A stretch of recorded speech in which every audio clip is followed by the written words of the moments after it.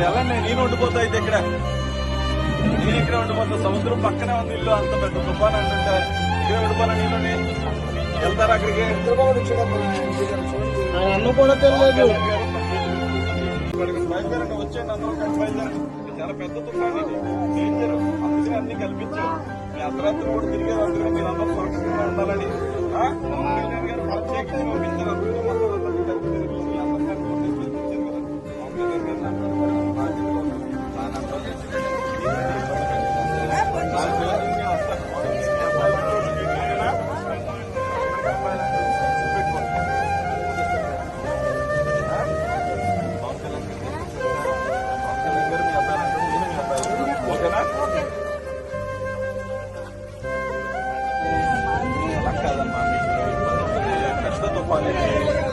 పెద్ద తుఫాన్ అన్ని సౌకర్యాలు చేయించారు. అన్ని సౌకర్యాలు చేయించారు. జాగ్రత్త నీ అవసరం ఫోన్ ఏమైనా మేము చూడటానికి వచ్చాం.